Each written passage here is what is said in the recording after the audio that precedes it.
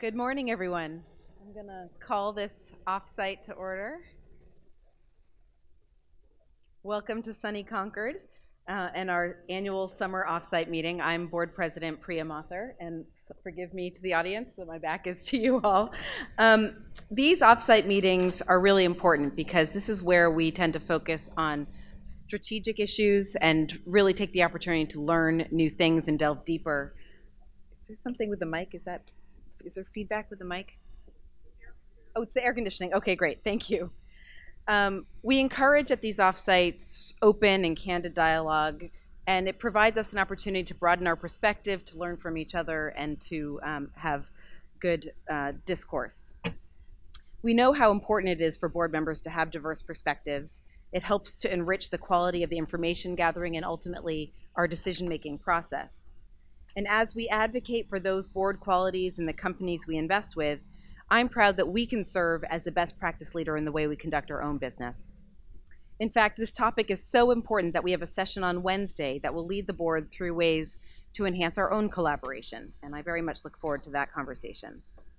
Let me say that I'm especially pleased to see representatives of the member and employer associations joining us here today, as well as members of the public who made the trip out here to Concord.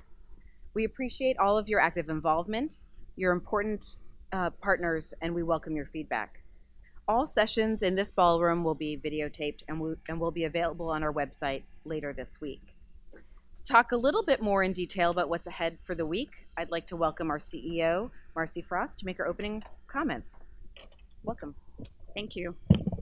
Good morning, everyone. Before I start my comments, there's a gentleman in the audience that I'd like to introduce you to.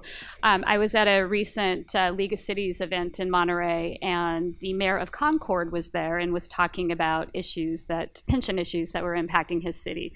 So Eddie Burson is here in the audience, so if he could stand. And he's obviously very engaged and interested in the work of CalPERS and how that impacts his city.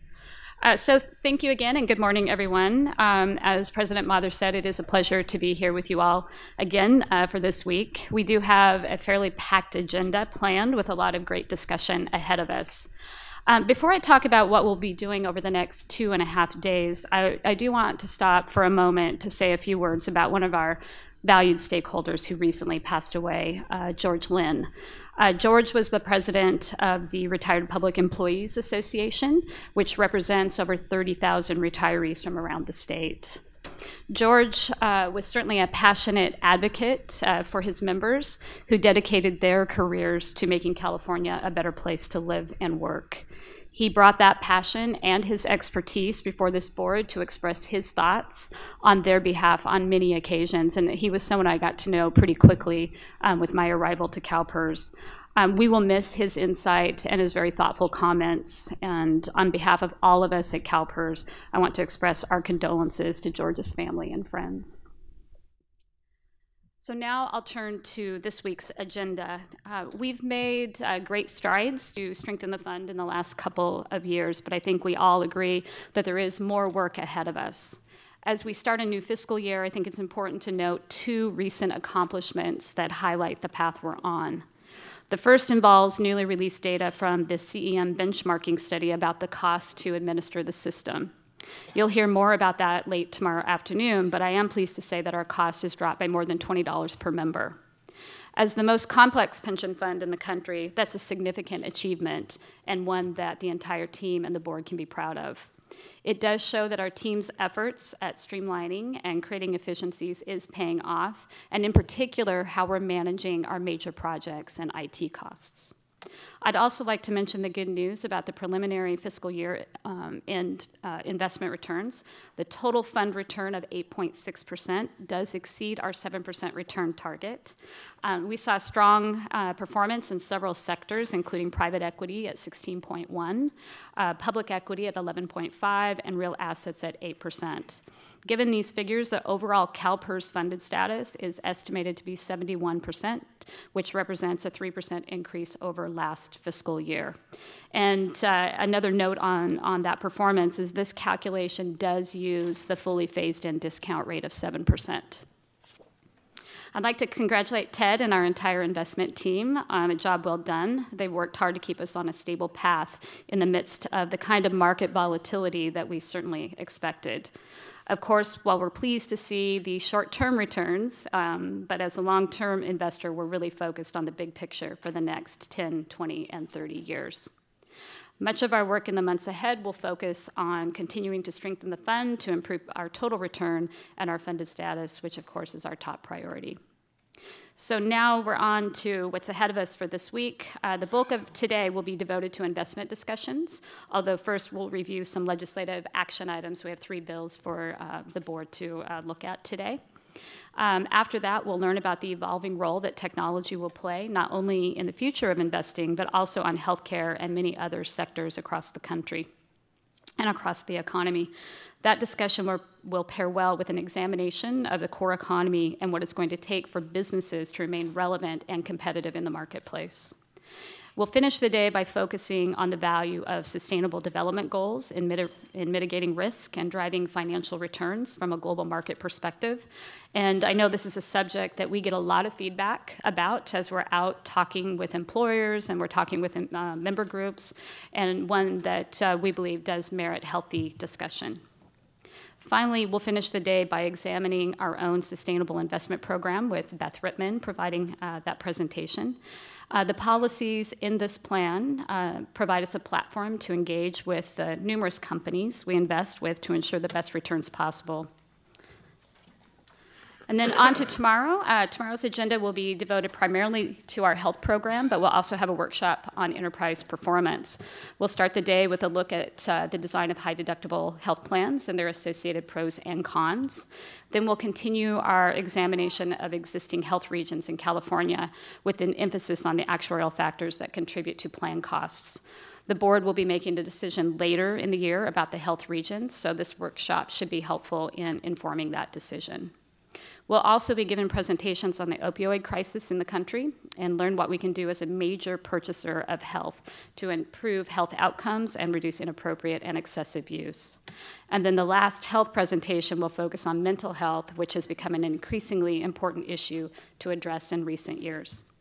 Then closing out the day on Tuesday will be a performance management update that will give you the opportunity to see where we're having successes, excuse me, with the initiatives in our strategic plan as well as our operational measures.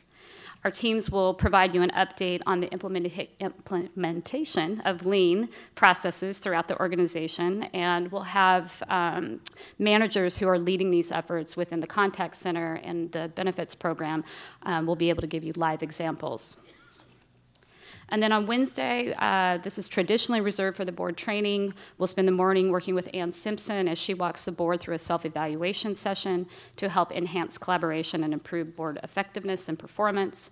And finally, we'll wrap up the week with a presentation about innovations taking place to drive engagement with diversity on corporate boards.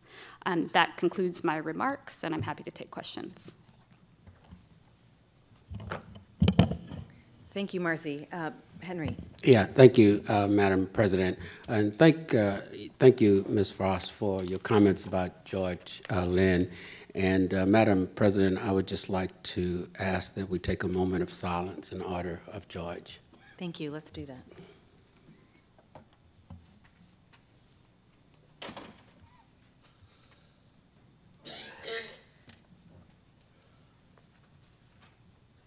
Thank you, everyone. Thank you. And thank you, Marcy, for your overview of the upcoming week. We have important work ahead of us today, starting with some legislative actions.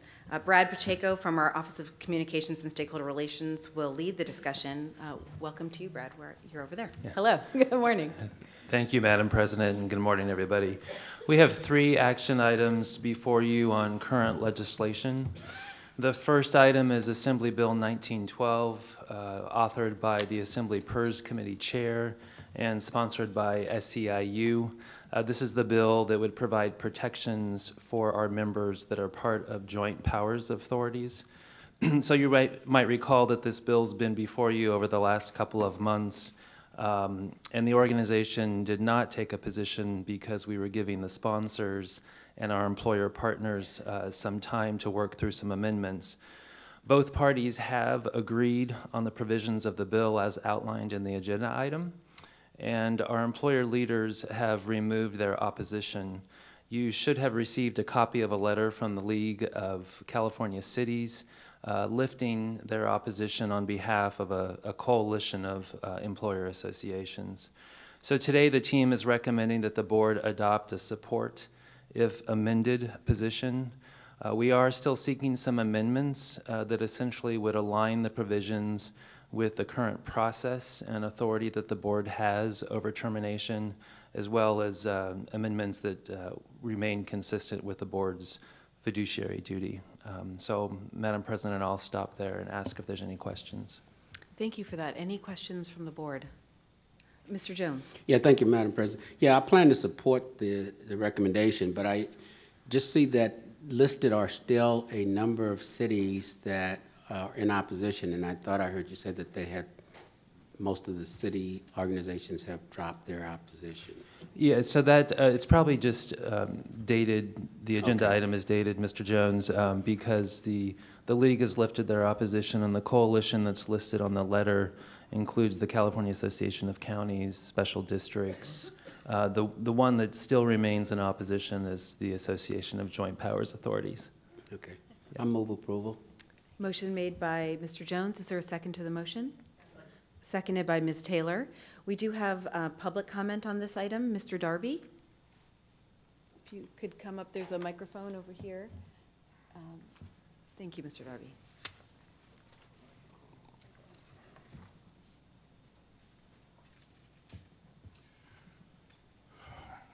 Good morning, Madam Chair, board members. Al Darby, President, Retired Public Employees Association. I want to speak in behalf of the East San Gabriel Valley JPA. Those folks, as you know, took a 63% cut in their pensions due to the failure of the JPA they worked for 30 years to fully fund the termination fee that they had to, or they tried to pay. This leaving those folks in a very precarious position. It has been established that the TAP fund of CalPERS is 280% super funded.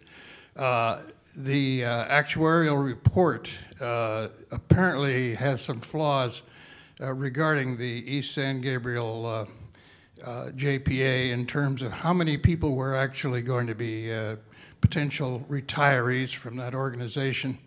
So the inflated number there and the other flaws in the termination fee that was determined to be, has caused this very unfortunate condition there.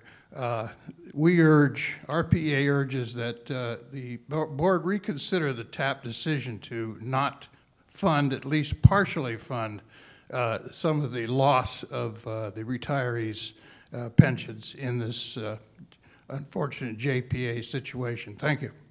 Thank you, Mr. Darby. There is a motion before the board. Is there any discussion on the motion? Seeing none, all those in favor say aye.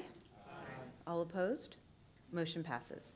Oh, yes, please record the Director of CalHR is abstaining. The next item on the agenda is, is Senate Bill 1124, Administration of Reportable Compensation. Yeah, thank you, Madam President. So the second bill, as Madam President said, is Senate Bill 1124. It's authored by Senator Leyva and sponsored by the California Professional Firefighters.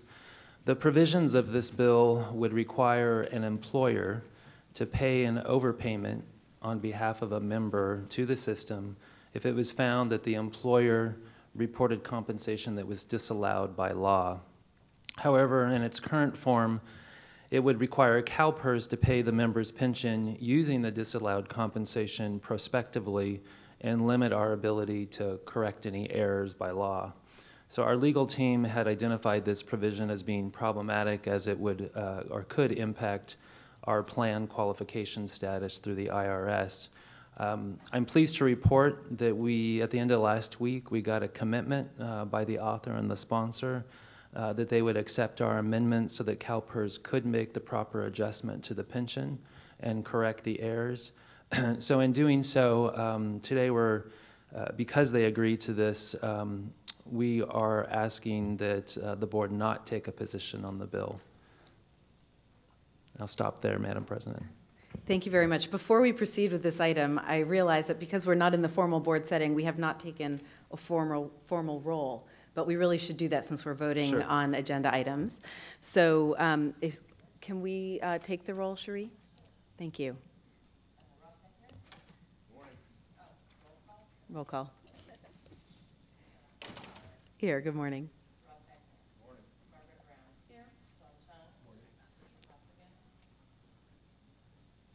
He's excused.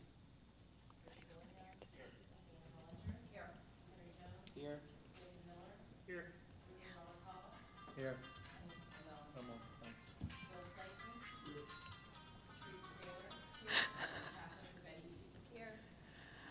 Thank you. We do have a quorum. Okay, so did you want to conclude? Let me just, I neglected to mention one point. So in accepting our amendments, what we've agreed is that CalPERS will provide the employer the amount of the pension that would be based on the disallowed compensation on an actuarial basis, so they know what to pay the member on a prospective basis. And the way that it's written is the member can receive a lump sum or annuity in that amount. But again, we are asking the board not to take a position at this time. Okay, thank you very much. Any discussion on this item? All right, seeing none, we'll move on to agenda item, to the next one, Senate Bill 783. Thank you. And then finally, we have Senate Bill 783, authored by Senator Pan, and I apologize, I believe the tear sheet says Senator Leyva. It should be Senator Pan. So this bill would establish the Pension Divestment Review Program through the University of California to produce analysis and data on any divestment legislation that may impact CalPERS and CalSTRS. It requires the program to produce this analysis within 60 days of a request by the Senate Pro Tem, the Speaker of the Assembly, or either one of the chairs of the Senate and Assembly PERS committees. We did work with the committee consultant and the author's office to ensure that language was added to protect the board's fiduciary obligations and plenary authority. So as written, the bill would not replace or modify the board's current authority on divestment proposals or even the existing decision points within the legislature. This is simply additional analysis and data that would be supplied to the legislature as part of the review process on the legislation. So at this time, we're asking the board just to take a neutral position on this bill. Okay, this is an action item. We do have several members of the, yes, Ms. Pigman. Thank you. Thank you, Madam President. I just wanted to make the statement that Comptroller Yee continues to be opposed to this bill. She feels that it's very duplicative of efforts. And as this commission goes through the review process, more than likely they will be calling on CalPERS staff resources. And then also the $2 million cost to run the program, again, is a duplication of effort. And I think in the staff write-up, the staff also listed several concerns regarding the boards of fiduciary duty and duty of loyalty. So for those reasons, when it's appropriate, I'd like to make a motion that the board actually adopt an opposed position to this bill. Thank you. Motion made by Paquin, seconded by Miller. Any discussion on the motion? We do have several members of the public who wish to speak. You will each can come up to this microphone and you'll have 3 minutes to speak. Mark Lopez, Vince, forgive me, Sugrol, and Eddie Burson. Good morning. Good morning, Investment Committee. Thank you for the opportunity to speak on behalf of EBRRD. I am Mark Lopez, and I'm here to read a letter that was sent to each of you yesterday, Sunday at 11:15 a.m. from Allison Louser, who works with us. It reads as follows. Dear Mr. Jones, we represent a coalition of building trades unions, Local 104, Local 342, Local 595, and Local 483. The primary objective of our coalition is to support sustainable development in the Bay Area. and we believe that an expanded vision on sustainable development, one that includes middle-class jobs with adequate benefits, as well as training opportunities for apprentices in the construction trades. This letter is to follow up to a Mr. Rick Warner's letter to the Canyon Catalyst Fund, also known as CCF.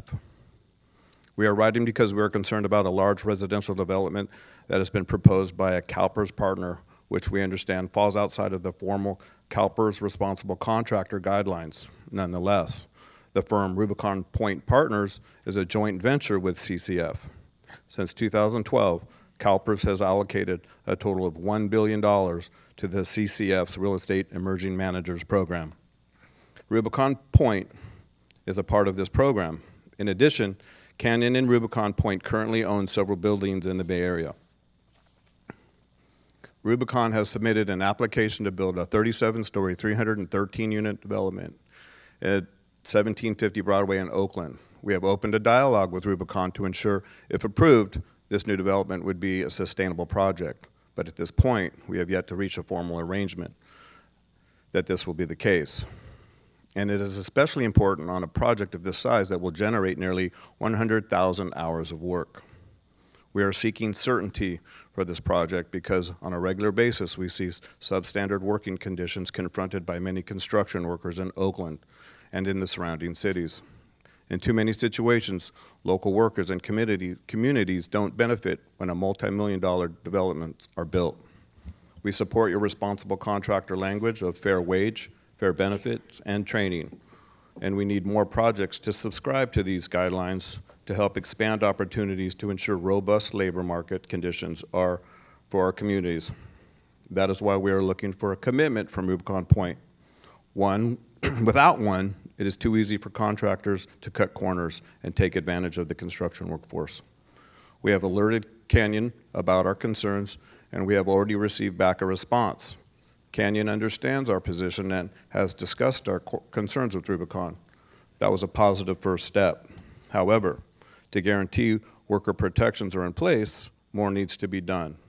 CalPERS' billion-dollar partnership with Canyon puts it in a strong position to seek assurances that 1750 Broadway becomes an example of how new development in Oakland is built the right way. Thank you very much, Mr. Lopez. I'm sorry, your 3 minutes have expired. Okay, thank you. I'm going to call on Mr. Jones, and then I'll come back to the public comment. Yeah, thank you, Madam Chair. He made mention that I received a letter, but I have not seen the letter. I guess he said that it was sent this morning, so I haven't had an opportunity to see the letter. But secondarily, my question is whether or not, and we support labor laws, as you know, through a variety of vehicles, but my question is whether or not we have any assets in these companies that he's referencing. Mr. Eliopoulos. Is that it? Am I on? Okay, You're on. Great. Yeah, thank you, Madam President. This particular construction project, CalPERS has no ownership interest in at all whatsoever. It's a separate property owned by one of our emerging managers. Okay, thank you. Okay, Mr. Sugrel. Oh, I'm sorry, forgive me. No worries. Ms. Taylor, Sorry. if you I could didn't move the know mic how to to you. turn it on either. So, There you go. so I'm just a little concerned if it is one of our emerging managers and they abide by our responsible contracting when they do business with us, isn't it, it seems a little unseemly that they decide not to abide by that their business practice isn't sustainable all through their portfolios and each project they work on. So I'm just a little concerned about that. And that's all I really wanted to say. I guess I don't know the particulars about this project. I did write some notes here, but I am a little concerned that if we are invested in them, that maybe we should just acknowledge to them that, hey, we're watching or something. Thank you. Okay, Mr. Sugrel. Thank you. My name is Vince Segru with Sheet Metal Workers Local Union number 104, and I'm here actually to speak on the Rubicon Partners project. So if there are any questions, I'm happy to answer any. So I'm here representing East Bay Residents for Responsible Development, a coalition of mechanical crafts in the Bay Area. The letter was sent to the investment committee, so it was not sent to this full board, but we will make sure to get the letter to the full board. We support the CalPERS responsible contractor policy. We share the belief that an adequately compensated and trained worker delivers a higher quality product, which over time will result in superior investment performance. We take seriously our role in training the next generation of skilled craftsmen and women. Local 104 has over 1,000 apprentices in our joint apprentice training center throughout Northern California. We are proud of our participation in the Helmets to Hard Hats program that brings veterans into the trades. We work closely with Cypress Mandela and Rising Sun pre-apprenticeship training programs to ensure that disadvantaged Oakland residents and returning citizens, those who have already served their time for a crime committed, get a second chance. But we do need partners. We need investors, we need developers, and we need contractors to hire these apprentices in order to get the on-the-job training they need to succeed. CalPERS and Canyon Partners invest in office buildings owned by Rubicon Point Partners through your Emerging Manager program, although it is not directly on this project. What we are specifically asking for from this board is, and like I said, we will make sure everyone here has the letter, to just reach out to Rubicon Partners on our behalf of the various local unions to ensure that this developer knows, because that they play within this field and because they are recognized in the Emerging Manager program, that they do hear from you, because your board has an extremely powerful voice, and it does matter, and it does help us get them to the table with us. So thank you so much for your time. We really appreciate it. Thank you, Mr. Segru. Mr. Burson, please. Hello. I'm Eddie Bursan, and while I am the mayor of Concord, I am speaking here on behalf of myself because the city council does not normally get involved in such meetings. I'm here to talk about the subcontext of the proposal, where I read that there is a concern or a movement that this board or the investment board are opposing the interest or the actual concept of divestiture and the power to ask for you to not go somewhere. I would like to remind this board that our cities and our counties are the direct battle line of the errors of any investment. We're the ones who have to deal with the dirty beaches if you have offshore investments. We're the ones who have to deal with the dirty water if we have fracking and things of that nature. We're the ones who have to deal with our hospitals and our sick people because of a tobacco investment. And I would like to remind this board that you are not an independent banking investment program sitting in Switzerland somewhere. We are the direct recipient of the consequences of investments. And therefore, I'd like to remind you that while there is great belief that investments have to be blind, that investments that we have to look at the dollar return because it's our fiduciary responsibility. It is also our fiduciary responsibility to our direct investors, the people who provide money into this fund, the city workers, the county workers, and the others, and the cities themselves, that your decisions must also take into account what the consequences would be on us. And therefore, you are not just an isolated investment fiduciary organization. You are part of a greater system of responsibility, and that's what I wish to remind you of. Thank you. Thank you very much for your comments. Okay, so we do have a motion on the table. Any discussion on the motion? Seeing none, all in favor say aye. Aye.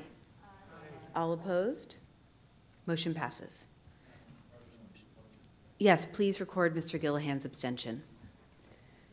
Sorry, Mr. Pacheco. No, it's fine. Madam President, one last note, if I may. So we handed out this morning a brief summary of a bill that we've been monitoring. This is Senate Bill 826. Among other things, it requires that publicly held corporations within California would have at least one woman on its board of directors by the end of the 2019 calendar year. I just wanted to note that we've added this to the list of active bills for the board to track, and we just wanted to provide that. Terrific. Thank you very much.